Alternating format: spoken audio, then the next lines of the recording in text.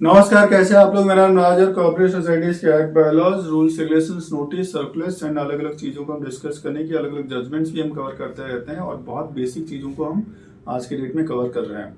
क्योंकि जनरली जो housing society के मेंबर्स है बुक्स वगैरह वो पढ़ते नहीं है। इससे अच्छा वो जो वीडियोज़ वगैरह चाहे मेरा देख लो किसी और का देख लो, आपको बेसिक इन्फॉर्मेशन वगैरह नॉलेज वगैरह आपको मिल जाया करेंगी।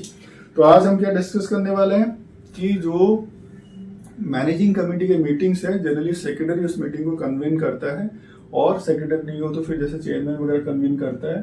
तो how to call this special meeting of the committee, क्योंकि नॉर्मली जो सेक्रेटरी को बुलाना चाहिए वो नहीं बुला रहा है, उस मुद्दे को नहीं ले रहा है committee. If the secretary does not convene the meeting, secretary अगर नहीं कर रहा है तो भी आप कर सकते हो। So every meeting has to be 3 days का क्लियर आपको नोटिस देना है। ठीक है, नॉर्मल जो होता है आपको 7 दिन का नोटिस रहता है।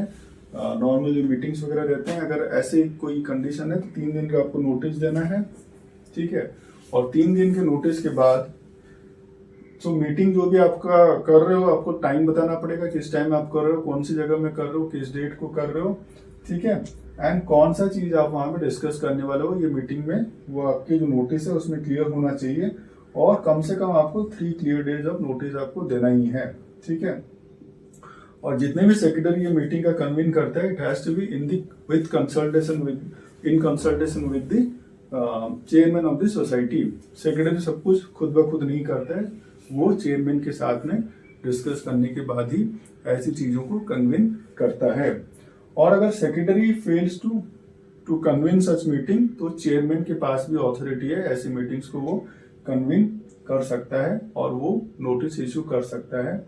और if chairman and secretary both अगर फेल करते हैं, दोनों ही नहीं ऐसे मीटिंग्स को कन्वीन नहीं करते, नोटिस नहीं निकालते, एजेंडा नहीं निकालते of any meeting of the committee, उस केस में फिर मैटर चला जाएगा। उसके बाद नेक्स्ट ऑथोरिटी क्या है, हाउसिंग फेडरेशन जो है, हर हाउसिंग सोसाइटी जो है वो एफिलिएटेड रहती है अपनी अपनी किसी एक जिस एरिया में वो बिलोंग करते हैं। जैसे मुंबई के लिए मुंबई हाउसिंग फेडरेशन होगा, वसई के लिए वसई हाउसिंग फेडरेशन होगा, नवी मुंबई के लिए नवी मुंबई हाउसिंग फेडरेशन होगा, थाने के लिए थाने हाउसिंग फेडरेशन होगा, या और जहाँ जहाँ पे जैसे भी जो भी हाउसिंग फेडरेशन से।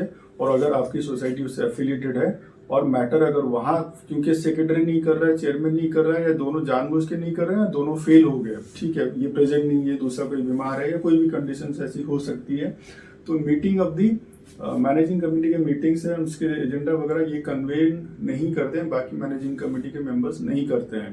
तो इस केस में क्या होगा, अगर हाउसिंग फेडरेशन की नॉलेज में ये आए, ठीक है, of which society is affiliated, on receipt of such information, housing society को ये पता चलता है कि यहाँ पे ऐसे ऐसे केस है, आपने कोई फोन पे बता दिया, आपने डिस्कस कर लिया चलते फिरते या कुछ ऐसे, ठीक है, ऑफिस में आपने ऐसा बता दिया, मगर क्या बता दिया और हो गया, उस केस में हाउसिंग फेडरेशन जाके वहां पे पहुंच जाएगा और मीटिंग लेना शुरू कर देगा, या खुद ब खुद 3 दिन का या 7 दिन का नोटिस इश्यू करके वहां पे मीटिंग लेना शुरू कर देगा।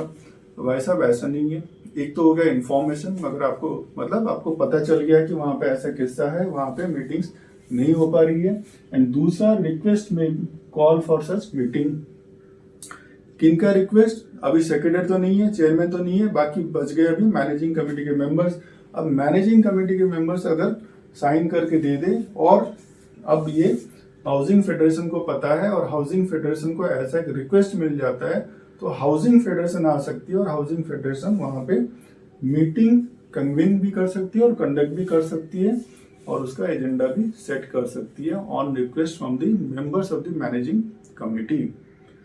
तो ऐसा नहीं है कि सेक्रेटरी नहीं रहेगा या चेयरमैन नहीं रहेगा, या जानबूझ के या अनजाने में या किसी भी कंडीशन में अगर मीटिंग कन्वीन नहीं हो रहा है, नहीं कर रहे हैं, तो वहां पे मीटिंग्स नहीं होगा, एजेंडा आगे नहीं आएंगे, ऐसा नहीं है। इसका मतलब हो सकता है फाइनल कॉल जो है हाउसिंग फेडरेशन वहां का ले सकता है, मगर उनको रिक्वेस्ट देना पड़ेगा और उनको इस चीज का इंफॉर्मेशन भी होना चाहिए। तो ऐसे ही कोऑपरेटिव सोसाइटीज के एक्ट, बायलॉज, रूल्स, रेगुलेशंस और प्रोविजंस को जानने के लिए आप साथ में जुड़े रहिए। आप सबका बहुत सारा धन्यवाद।